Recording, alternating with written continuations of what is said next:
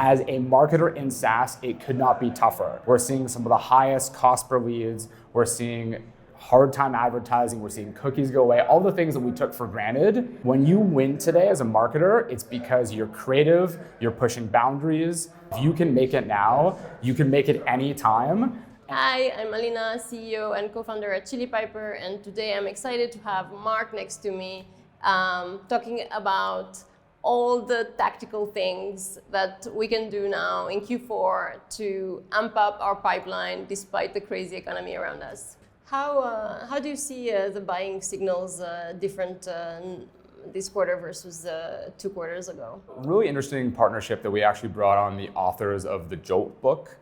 So previously from the Challenger sale, and they just launched their new book called The Jolt Effect, which analyzes indecision in the market. And one of the most interesting things when we partnered with the Gong team to kind of launch this at Dreamforce was that we're seeing very unique signals, specifically around hesitation and indecision in the down market. So in the past, buyers tend to look for signals where maybe a prospect is unsure, they're thinking about the path forward and what it could mean. And traditionally, if you follow that model and just hit the head again on the nail with the prospect saying, you have pain, here's your pain, here are the problems, wouldn't it be great if you lived in a world without problems? We're starting to see more of a shift towards indecision based on a fear of blowback. So the really simplified version is when you're actually having a conversation, there's a reason why they're just saying no one gets fired for buying IBM. If you are let's say a customer success leader buying some type of CS platform and you go with a seed stage startup who's unproven, they're new to the market versus a known commodity, your risk profile, you're essentially putting your career on the line for something that could blow up and may have a problem. So I'm really starting to see some of the best performing AEs isolate and identify indecision and reduce risk in the buying cycle.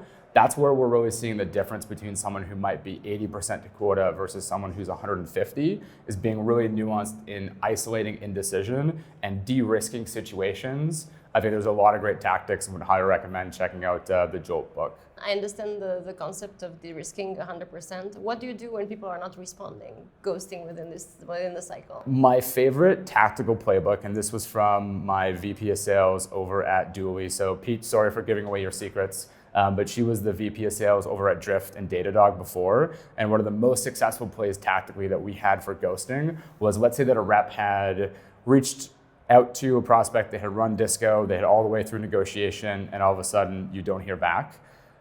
Usually after the rep would send 2 to 3 touches, social, email, cold call, text, whatever it might be, to no response. Peach, my manager at the time, running the sales team for that rep, would email directly, say, hey, insert rep's name.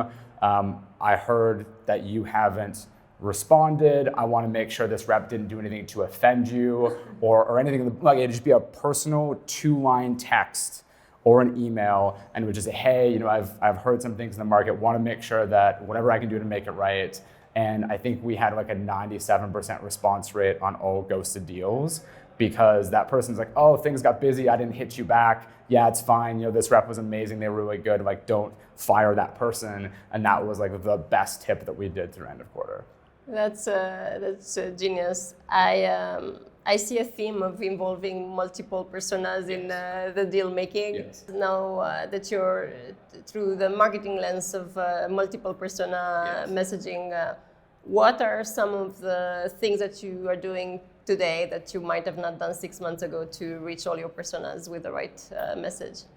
One of the things that I've realized, being a marketing leader now and seeing how things have evolved, specifically in B2B SaaS, is that you will die on the vine if you are not multi-threaded. And being multi-threaded alone is not enough. You need to reach the right persona with the right message at the right time. And in a world where we're losing cookies and it's becoming more and more difficult, you have to get creative with different touches really across the entire funnel to do that. So I'd say probably the biggest thing that I found doing more recently has been really solidifying the relationship between marketing, sales, into like the larger go-to-market umbrella, which now I'm finding involving CS early on. So there's really clean handover. There's expansion strategy being worked out from the beginning of a deal rather than just throwing it over the fence. So one would be getting the go-to-market team, including CS, involved earlier. The second thing would be having really good feedback loops early on about what channels they're seeing success in and how you can double down. One of the things that I learned, I think in many cases a little bit too late, is that CS and a land and expand motion can be one of your best proponents to drive growth. Getting a small deal closed with massive expansion into, Series C plus companies could mean getting you on a path to like 160 to 200+% net dollar retention. And I think I didn't prioritize CS enough early in my career. So we would focus really tightly on understanding what channels were working, how they were getting engagement, and we'd focus on programs and campaigns that included those so we could have just a better feedback loop at the beginning. So I'm imagining that you're focused a lot on customer marketing if you're involving your customer success team often. Tell me more about how you're thinking about customer marketing today versus even, 2 quarters ago. Probably the biggest change that I've seen really like end of last year versus now is I'm a big fan of product marketing owning lifecycle or customer marketing. And one of the reasons behind this is you need to have category clarity and you need to have focus around what you're doing as a business and keeping your customers into that strategic narrative loop.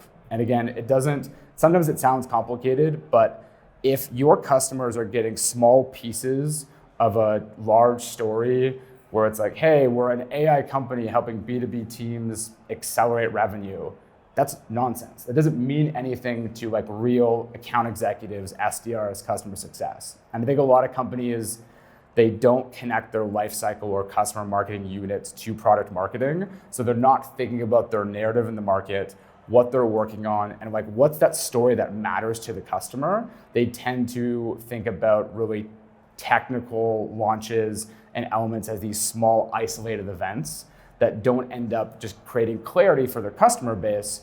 When you connect story and get really granular in that way, that's for me like where the magic happens. When we started Chili Piper, I was really very focused on making sure that the tool that I was building was business critical. Yes. Because we were bootstrapped, and when you're bootstrapped, Yes. there's no leisure Yes. that you have. Now that we've raised capital, I see how we operate very differently with the good and the bad that comes with Yes. it. What are some of the things that you're doing within your marketing tactics that might have a bigger impact right now? The big thing that I look at are if you can't be the mission critical tool, how do you get as closely connected to the performance or usage of that thing? So one of the things that leaders hate, and every VP sales, VP marketing, VP operations, is if we are spending money on tech and not using it or not getting the value out of it, why do we have it? Don't speak about costs, speak about investment. The amount of times that I've had conversations with my CFO and I've seen and been coached by other marketing leaders who use costs. Hey, here's our costs, here's how we're performing. You're already setting the conversation up to fail. So if you're a marketing leader, stop speaking about costs, start speaking about investment. Everyone wants to cut costs. Smart people, individuals, businesses want to invest.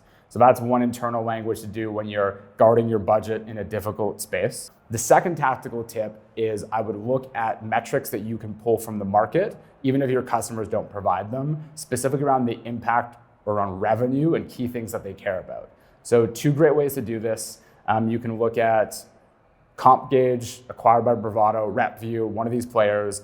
They have anonymous data submitted from account executives, SDRs, CS around things like quota attainment, average sales cycle length, how happy they are.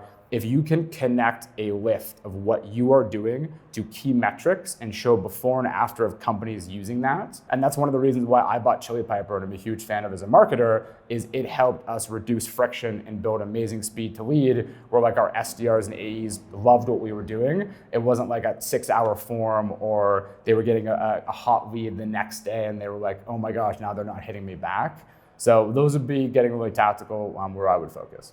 I know that you talk to a lot of revenue teams and a lot of marketers. Some of them get rightly so demotivated right now because there are a lot of things that are tough. How do you keep your team motivated? I'd say the number one thing is there will always be ebbs and flows in SaaS. I mean, look at the .com bubble, look at '08. And I think one thing where we are also victims of being in a media-led space right now where the headlines are doom and gloom, massive layoffs, the bad gets highlighted in the press and it sits with us here. But when I look at the companies founded in the '08 crisis or the dot-com bubble, amazing companies. You look at even the early days of HubSpot and how they were growing, and there's an element of seeing opportunity in chaos and motivating your teams around the story that matters to them. As a marketer in SaaS, it could not be tougher. We're seeing some of the highest cost per leads. We're seeing hard time advertising. We're seeing cookies go away. All the things that we took for granted. When you win today as a marketer, it's because you're creative, you're pushing boundaries. That is something that I always motivate my team behind. If you can make it now, you can make it any time. This is one of the best times to be a creative marketer because it proves that you can have an amazing career trajectory no matter what era that you're in. And the second thing is like have some fun, right? You're always gonna be in maybe a plateau, maybe a peak, but at the end of the day, if you are building a culture with your team or you're having fun, you're experimenting, you've got an amazing culture, and I think you have done an amazing job at Chili Piper doing that. When you have fun, regardless if it's a down or up market, that's where you win, and that's how you build raving fans in the market. And yeah, that would be my last 2 cents of advice here.